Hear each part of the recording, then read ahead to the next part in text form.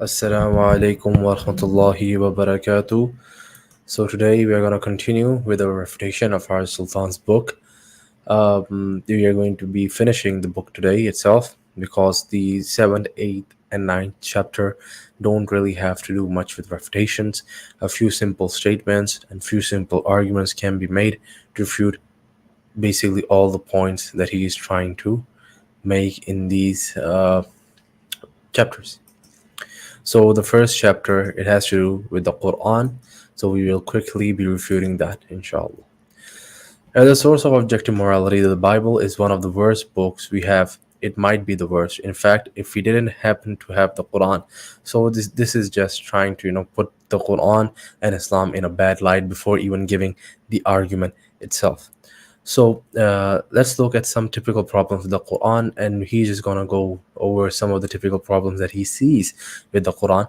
I'm going to deal with some of them, not all of them, as most of them have to do with preassumed moral structures, which I'll just be ignoring due to the previous videos I have made on this matter, that he is not able to establish a moral structure, hence there is no refutation even required. Okay. uh, so let me just explain this once again. His view is subjective. If his view is subjective, he doesn't really have any real moral grounds to call something good or bad objectively. And if that is the case, any moral statement he makes about Islam doesn't really need to be proven to be false, because he is making a claim that is subjective. It's like basically saying that ice cream tastes better than pizza. Well, I don't need to prove that to be false, because you're just basically giving your opinion. You're not proving something. Or if you say that due to these reason I believe that ice cream is better, I don't need to prove that, because once again it is subjective. It is something that it's based on your opinion, right? So if Har Sultan morality is subjective and he says that Islam is bad or violent, then it is based on his own opinion and not really objective. It doesn't really require a refutation. It is still, the burden is still on him to prove it to be objective as such. Okay, so let's move on. Is the Quran word of God? Okay, if all mankind and jinn would come together to produce the like of this Quran, they could not produce its like, even though they exerted all and their strength is in aiding one another. So first of all, Haris Sultan does not even speak Arabic. He reads translation of the Quran, so he doesn't really even understand this challenge. Let's be very honest. So the first question that comes to his mind is, why did God send so many prophets in the Middle East at a time when the best way of communicating was only face-to-face preaching, or later a book? I can create a video today and it can reach more people in 24 hours than Muhammad would have reached in a month back in his day. So the answer to this is simply because, let's be very frank, even today you're not able to convince people. Okay, even if you're able to convince people, you're not able to guide them. Online isn't the best option. Even today, scholars agree that online isn't the best to actually communicate and basically guide someone. Okay, the knowledge is from heart to heart, from person to person, from individual to individual, and that is why most influential philosophies and ideas weren't done online. Most of them were done when they were speakers who would personally connect with the people. And that is the same case with the prophets, or very similar cases with the prophet. So this is a very bad argument. This is something that, why did he do it in that time and this time? We can clearly see that what God did was effective. Look at how big Islam is. It was clearly effective. So what is Har's argument here?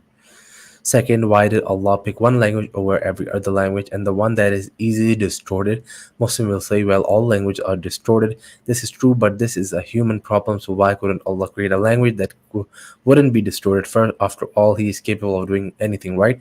Okay, so first of all, No, no language is completely distorted. There are some things that can be distorted. There are some statements that can just not be distorted. If I say so, basically there are statements that are unconditioned. They are complete. They are mukammal. They have no indications of any other meaning. So if I say 2 plus 2 is 5, okay, then I'm wrong, because when I say 2 plus 2, 2 has a specific meaning, plus has a specific meaning, 2 has a specific meaning, equals 2 has a specific meaning, and 5 has a specific meaning. There is no ambiguity here. There's no distortion that is possible here. I'm just simply wrong. Okay? So this statement itself would be wrong.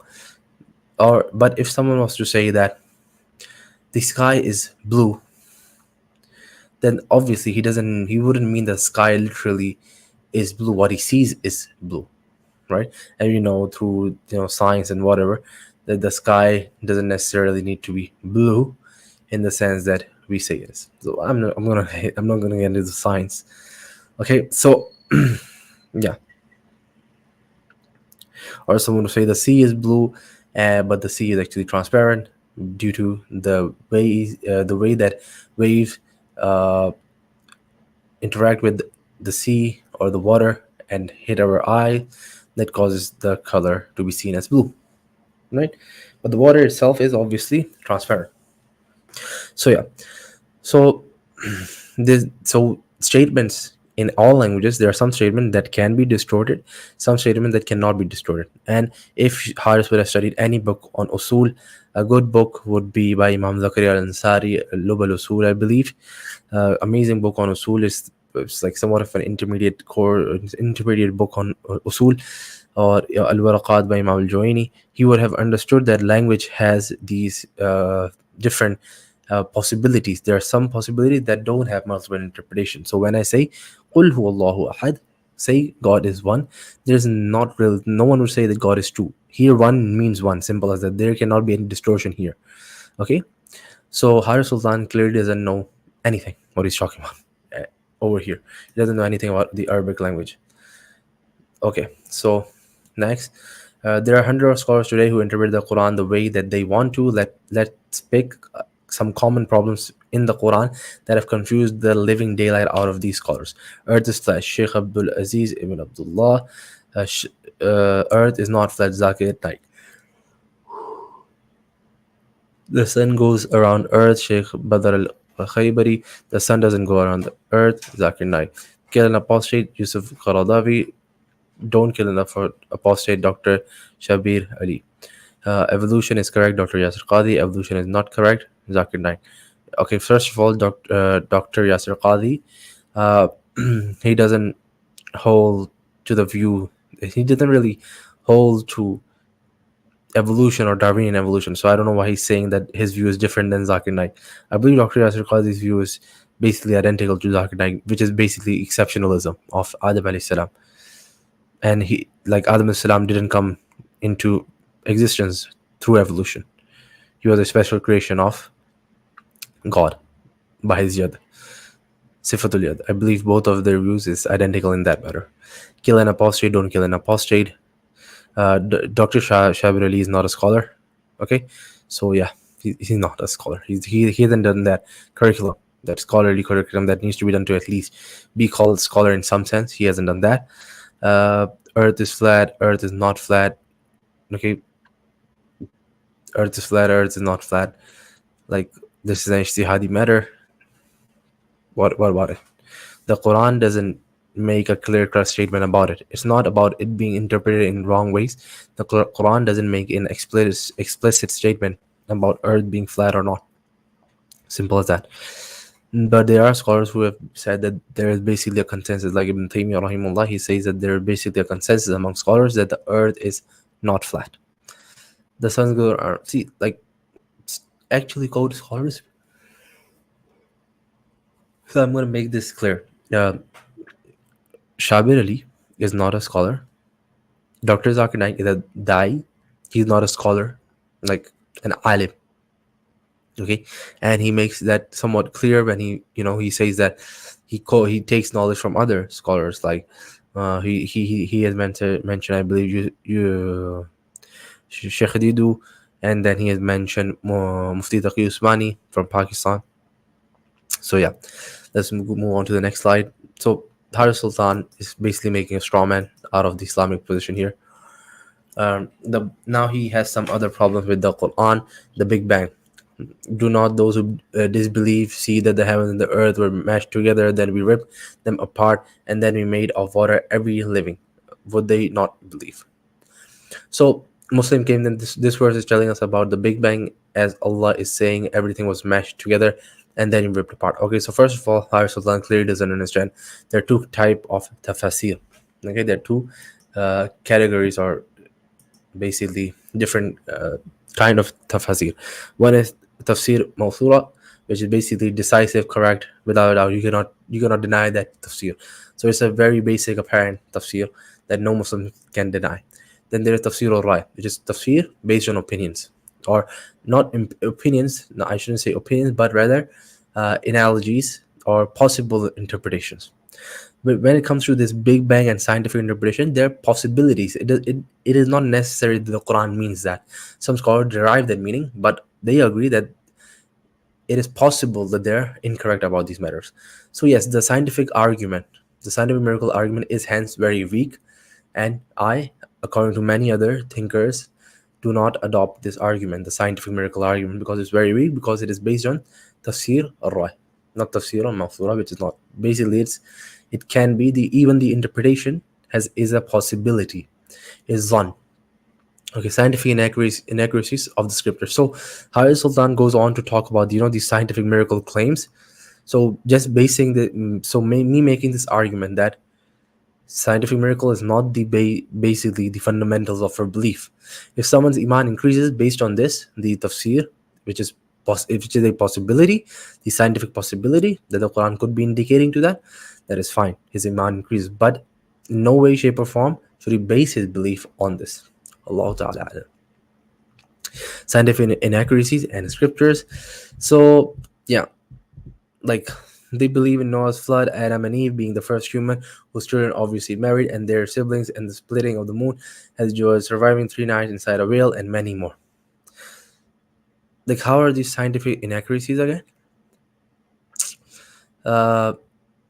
First of all, there's something that I call metaphysical possibilities and logical possibilities. Every miracle mentioned in the Quran and Sunnah are both metaphysical and logical possibilities.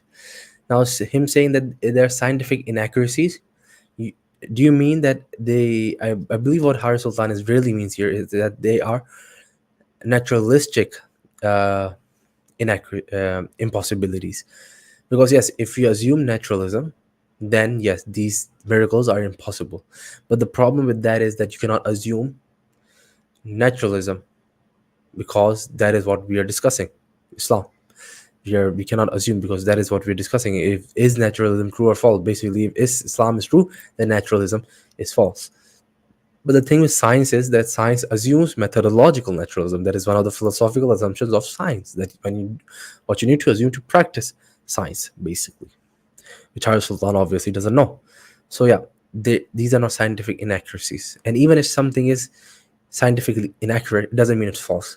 That is how paradigm shifts happen, and new discoveries are made, and old theories are remodeled, because they are scientifically inaccurate. Okay, so there's a paradigm, you see some new phenomena, that new phenomena is scientifically accurate by the modern standard phenomena. So the modern standard phenomena needs to change to make sense of the new phenomena. Okay, so it doesn't mean that the new phenomena was wrong. It just means that science is not something that is decisive and 100% certain, and even science can be wrong. Simple as that. Okay, so moving on from that,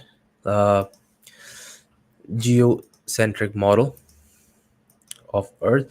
So yeah, once again, like whole concept about this geocentric model, this and that.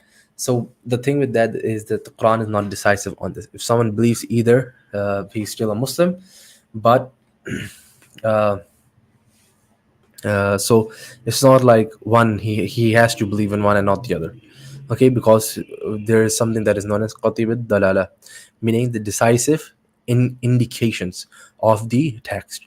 So when it comes to geocentric model, okay, or that, then this is not qatib dalala. This is not decisive in implication or necessary implication from the text itself. So if someone believes it, fine. If someone doesn't believe it, alhamdulillah, it is just a part of uh, it is not a part of core belief of Islam. Okay, as long as he believes the Quran that is written in the apparent sense. So he has to believe that what Allah said is true. So if Allah said earth rises, he can believe it in a way that it means for us. Like I say, the sun rises every day. I don't mean literally the sun rises. I mean it in a sense that for us human it rises. That okay. So Muslims can believe in that sense, and that is fine. The flat earth. Now, once again, I think I've already refuted this. I don't really need to get into this again. So the flying horse. The flying horse. Although the dates are not exact, it is commonly believed that on the night of 26 February 1621 AD, Muhammad was visited by the Archangel Jibreel, who brought with him a flying horse, Barak, who first took Muhammad to the furthest spot. Okay, now he just keeps on talking about the flying horse, the Barak. Just like I have no way to disprove Pegasus, dragons, or unicorns ever existing, there is no way for me to disprove this event other than the fact that both common sense, horses don't fly, and critical sense, what is more likely, a flying horse or a lie, suggest that this event probably never took place. Imagine all the knowledge Muhammad could have acquired from this amazing journey on a splendid spaceship. He would have flown up in space. He would have seen Earth from the space and maybe the Milky Way, depending on where his heaven actually was. Yet he went up there without any oxygen tank or spacesuit and didn't know that the Earth is actually round and the sun doesn't orbit Earth. And all he did was to have little chat with Jesus, Moses, and ask Allah to reduce the number of prayers for the Muslims. So yeah, no argument is being made. He said that critical sense, what is more likely, a flying horse or a lie? Okay, so he basically him saying that what is more likely, a flying horse or a lie, is an affirmation that even though according to him it is not that likely, it is still a possibility. So he's basically refuting himself because he's not decisively proving his own point. Even then, the other fact, what both common sense, horses don't fly. Yeah, horses don't fly. That is why it was a barak. It's pretty simple. Okay, so um, why didn't he see the earth? The earth is round, the space, and he was breathing. We don't know how he flew. We know that there was something that a flying took place. We don't know the kaifiya. We don't know how. And it is your limited mind, Harith, that is assuming he flew like a spaceship. We don't know. We don't know what kind of travel it was. Allah Ta'ala alam, or how fast it was. We just don't know. If someone travels the speed of light, let's say, would he see the shapes of Earth and the sun? Obviously not, because if he's traveling with the speed of light, then he cannot see, because light basically is a complicated thing. That if you see something, if you're traveling at the speed of light, then how are you gonna see? Because light travels with the speed of light. Okay, so you're basically anything that reaches you, like things basically won't be reaching you the same way that they normally do. Okay, so yeah, let's move on with this. The sky, the physical object. So now this is just Harris Sultan being just, I'm sorry for the lack of the better word, he's not being as smart as he should be being. He should be. Why do I say that? Because the sky is a physical object. First of all, he needs to define what physical means.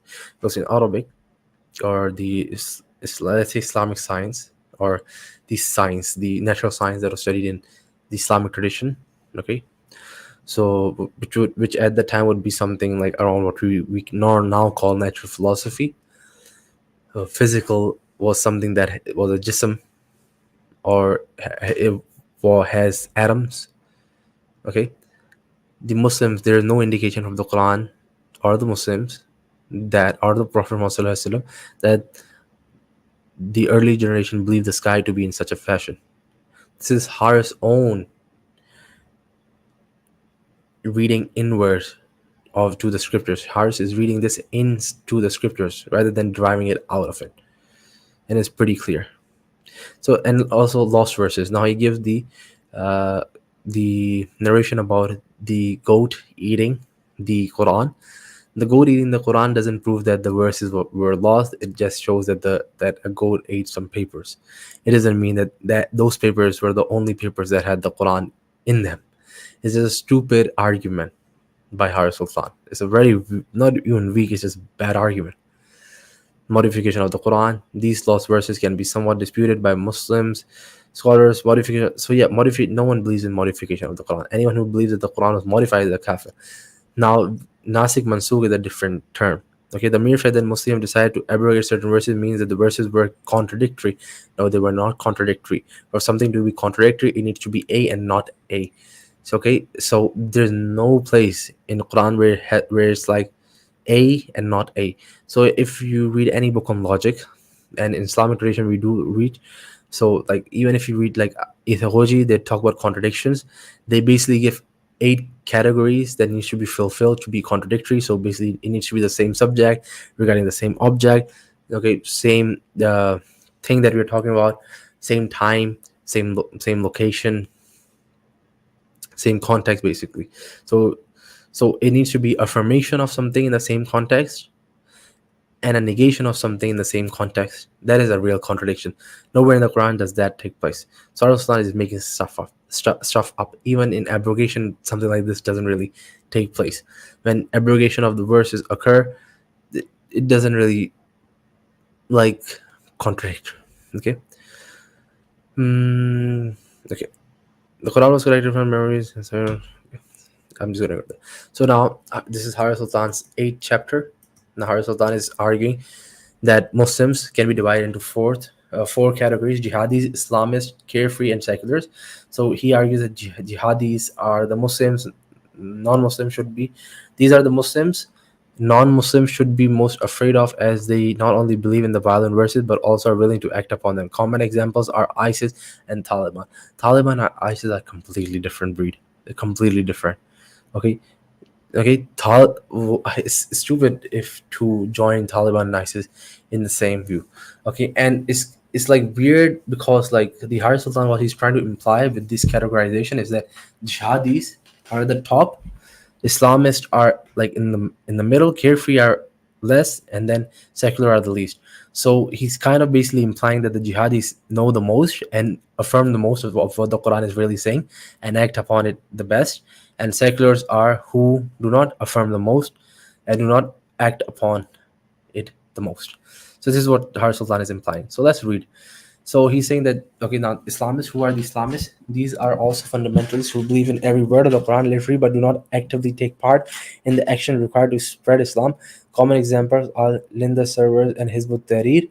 It is given the opportunity, they would take over the non-Muslim world in a heartbeat.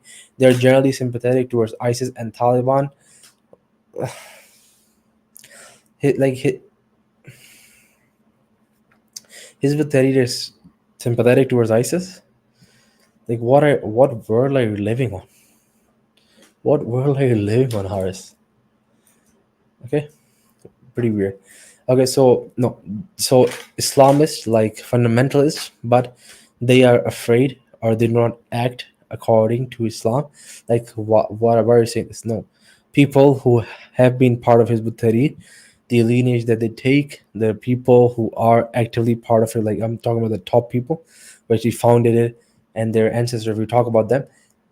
They took big part in a lot of it, and a lot of what Islam requires, and a lot of what you would call as extremism and terrorism. So I'm not supporting anything while I'm making this statement, but I'm saying that it's a bad argument. It's just lack of knowledge from Har Sultan's part here. And once again, he's comparing Taliban and ISIS. They're completely different. Taliban are Hanafi Deobandi, okay, and they were colonized. They were defending their land. ISIS is completely something else. Okay, they have completely different ideology. They're completely different interpretations of a lot of things. They're completely different faith. They're completely different law of jurisprudence. It's bad. And the Taliban's are not takfiris. ISIS is takfiri. Okay, ISIS is a khawarij mentality. Taliban really do not. Okay, carefree. These are the everyday Muslims who form the majority of the Muslim population and are the most confused. They know some basics of Islam mostly and good bits, and are generally ignorant of the bad bits from the habits, hadiths of the and the Quran. They are aware of the basic moral codes. I don't consume alcohol or don't eat bacon. However, they are unaware of Muhammad's violent beheadings of his opponents and his hyperactive sex life. I'm gonna ignore this. Already reviewed this in our previous videos. These Muslims are basically cultural Muslims, cultural Muslims who are only Muslim because they were born in a Muslim household. These Muslims also don't like to indulge in religious debates as they simply don't care about the barbaric teachings of Islam as long as they have no direct impact on them. Common examples are your next door neighbors who sometimes goes out and parties yet believes homosexuals are sinners in the eyes of Allah. So this is just hasty generalization. So Islamist and carefree Muslims. Okay, so the common example is the one who goes to parties and thinks homosexuality is wrong. No, there are people who are not part of Hizb ut-Tahrir and leaning toward Taliban and ISIS, but they're practicing. They do a lot more than just say that homosexuality is sin. They actually practice. They do da'wah. They actually work with Islam. They study Islam. What about those Muslims? Okay, which makes the bulk of the students of knowledge of Islam. Okay,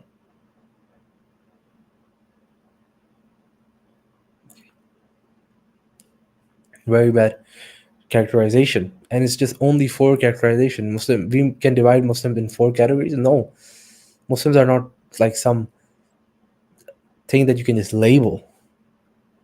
Now seculars, obviously these are the people who basically contradict Islam and they don't even know it. It can be due to lack of knowledge or whatever, but they have been influenced by seculars, and these people are basically the sage people according to Haris Sultan. Okay, now what should we do with this? Haris Sultan is of the view that those who adopt Islam in the truest form should be monitored closely, and registered democracies should avoid allowing them in their countries. At the same time, immigration must not be banned for all Muslims, but immediate Muslim friends and families are a perfect example to support this claim. My sister falls into this category of a carefree Muslim who immigrated to Australia. She is a valuable addition to the Australian community as she has a good job, pays her taxes, and respects Australian law. I have tons of friends who are carefree Muslims, and they are a valuable part of Australia. If we followed Pauline Hanson's or Trump's methodology, we would never have made, and we would never have had these Muslims here. So now Haris Sultan is trying to, get a middle ground with his readers. He's saying that I'm not against Muslims. I don't think Muslims are bad. I think Islam is bad. Basically, this old argument that has been used multiple times that we all hate to hear. So I'm just gonna say this to it. If you think Islam is bad, then you necessarily think Muslims are bad in some way, shape, or form because you want to change them. You want to change. You want them to leave Islam, don't you? So you do believe that there's some part of all Muslims, as carefree or secular as they may be, that you think are bad. Some part of them is not as good as it could be, according to Horace, which is a disgusting ideology, to be very frank. So now this is the hilarious chapter. I believe this is the last chapter. This last or second last. Allahu Akbar. How to debate with a Muslim apologist. This is hilarious because even though after writing this chapter, Haris Sultan got completely humiliated in multiple debates. Take Sheikh Osman's debate with him, for example. I believe it was in Urdu. He got humiliated. He got ran through. I clearly remember the horrible arguments that Haris was making. Oh, now what can you do? Now let's read. When debating with the Muslims, you can see that they base their defense on their belief around three types of claims. So before I continue, I would like to say that the refutations from my end to arguments is done. I'm just doing something extra at this point. One, claims absent of reason. So this is the type of argument Muslim makes. Claims that are absent of reason, i.e., miracles. Claiming miracles is not something that is absent of reason. Saying that something a miracle took place doesn't mean that it is absent of reason. Somebody can claim that a miracle took place because of reason, sound reasoning. What is the problem with that? If I can prove, for example, if I say that 1,000 people saw like a man levitating, or a whole country, one like tomorrow, China, like all Chinese, they decide and they together say that we saw one man levitating and he was actually levitating. It wasn't a hallucination. We checked and we did every test. It was a real levitation that took place. The man was literally flying. He was Superman or whatever. Now, reason would dictate that even like so many people are saying the same thing. Okay, so many people are saying the same thing. The reason would dictate that they all cannot be liars. So it is more reasonable to say that a miracle truly took place. The problem with Haris Sultan is that due to him being a naturalist, okay, an atheist, he assumes miracles to be irrational rather than proving it to that they are irrational or not reasonable, okay, or absent of reason. Rather than him proving it, he is assuming it. Get the point? Yeah. Claims that have some reason, but you can argue whether they are good reasons or not, i.e., chopping the hands of thieves, beheading murders, etc. These are moral claims. We have dealt with this. Haris Sultan, there's no reason for me to even debate you on these things. First, you need to prove your point. Okay? Claims that may seem reasonable, however, they are totally unfalsifiable, such as God claim. No. It's okay, first of all. So I refuted the first one. How do you refute the second one? So a Muslim shouldn't be arguing with an atheist. Okay, and if apologists do, they're not the best apologists. If they do this with Haris Sultan, if they're arguing that Islamic morality is good and okay compared to atheist morality because of this scientific reason, this so on and so forth, though the reason that Islamic morality is good and is right is because, well, God said so, and God is the decider of what is right. Simple as that. If you want to argue against that, then let's argue on that. Which morality is objective? You can argue on that. Let's start with that rather than arguing these things. And this is where Sultan will obviously fail and get humiliated, which he has multiple times. Claims that may seem reasonable, however, they are totally unfalsifiable. Now, first of all, you need to understand claims which are like claims themselves can be unfalsifiable. That's the whole point. Claims themselves can be unfalsifiable if they are contradictory in terms. So if I say like I got married today, but I'm still a bachelor, this is a claim. Like, but this is falsifiable. So claims themselves can be falsifiable. So if a God claim, you can show that to be the case, then it is falsifiable. And Haris Sultan, you do claim that to be the case. You say God as a concept is illogical because of the Euriphos paradox, okay, and the problem of evil, and so on and so forth. Sultan does take that kind of position. So it is absurd that he's trying to make this point here. Now, they are totally unfalsifiable, such as the God claim. So, yeah, no. In Islam, when we are talking about Islam is the only religion with a falsifiability test. To bring a chapter like it, just bring like 3 lines, bro, 3 verses, about 10 words. Okay, put it in that format, put it in that configuration, put it in that construction, and you beat us and you win the challenge, and we basically cannot be Muslims anymore. But you can't. Simple as that.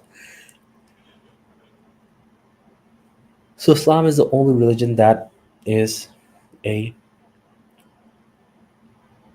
reasonable religion with a falsifiability test.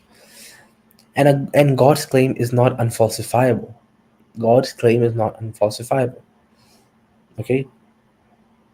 Mm, as simple as that. Okay, you can try to disprove God by showing that it is an impossibility or a contradiction. The only problem is that we all know that a necessary God, by definition, is what the necessary being, and everybody knows that the necessary being needs to exist. Simple as that. So with that, let's end. Okay, yeah, before that, let's end with the last paragraph. So we do not have to sink to their level. They have killed people like us for thousands of years, and we do not have to force our views on the religious zealots through violence. However, we must raise our voices to educate the ignorant religious. They may have guns, but we have words, words that can help create a better world tomorrow. Like he's trying to make big words, by a big man. It's embarrassing. Words that will end the needless suffering of people across the globe. Most Muslims don't know the true Islam. The same goes for Christians and other religions. Education and counter arguments are the only way to eradicate the psychological disease called religion. Same thing can be said about atheism, by the way. Like most people don't know true atheism. Atheism that leads to nihilism. The necessary implications of atheism. The horrific and the horrible things that many atheists have done. Let's be honest. The lack of morality with atheism, the lack of self fulfillment with atheism, the lack of value with atheism. Well, most atheists are not educated on these matters. We both can make that argument. You snail. So yeah, and we should educate the people to eradicate the psychological disease called atheism and irreligiosity. My fellow ex-Muslims living in Western world, you have a great responsibility to fight to your fellow ex-Muslims. Fight for your fellow ex-Muslims living in a oppressive Muslim society. They yearn for freedom, for a free society that we take for granted. We may never be able to disprove the vague deistic God. However, we have disproven the gods of all known religions beyond all doubt. No, you haven't. They have misogynistic, homophobic, racist, and fascist ideologies. Any sane person would oppose these ideologies. No, like, what? Okay, first of all, racism, yes, we oppose it. Okay, misogyny, we don't beat a woman, we don't like abuse a woman, do we now? Okay, uh, we love our women, we take care of them. We have certain criteria, what they need to do, what they don't need to do, the rights of women, the rights of men, the authority that the man has over the woman. Okay, and you have the beating words that people talk about, and it has been refuted multiple times. It is a symbolic beating. The better way to say is a symbolic hitting. So yeah, but all of these are moral claims. You haven't proved them to be objectively moral. All of these, Harris. The burden of proof is on you. If this is the reason that any sane person will oppose these ideologies, then you're completely wrong. Because majority of history says that at least one of these things was adopted by majority of human beings throughout history. So basically you're saying that majority of human beings were wrong, okay, and you guys are right, and every human being throughout history was insane. Like, are you in your senses? Okay, so people like Newton was insane, Einstein was insane. Okay, who else? Nikola Tesla was insane. Ibn Sina was insane. Uh, Al Biruni was insane. Okay, Al Haytham was insane. Who else? Who else? Basically, so many thinkers. Leibniz was insane. Descartes was insane. John Locke was insane. Kant was insane. All these people were not saying, they were just insane people. These geniuses who did so much, who made these mathematical equations, these laws of physics, who discovered so many things, who did so much for the human civilization. And this guy, Hari Sultan, in his mom's basement, is going to tell us who is sane and who is insane. Okay, sure, sure. We need to guide our brothers and sisters out from under the cloud of ignorance and show them the beauty and morality that a world without religions can bring. Will you help us? How can you help? Okay. Join me in the discussion of social media platform by Patreon, by giving me your hard-earned money. And that is how we will help the ex-Muslim society, like giving us your hard-earned money that you're gonna waste on alcohol and drugs. Let's be pretty honest. I'm just joking, but like they're probably doing that anyways. So with that, we have come to the conclusion of this book, Harris Sultan's absurd and illogical book. I took way too long to complete this basically series. So with that, let's end today's class or whatever this is. Assalamu alaikum wa rahmatullahi wa barakatuh. And if Harris Sultan wants to debate, I'm more than happy. I'm gonna humiliate him, especially after reading this book. If this is his caliber, then he's an easy target. Assalamu alaikum. And may Allah bless you too, brothers.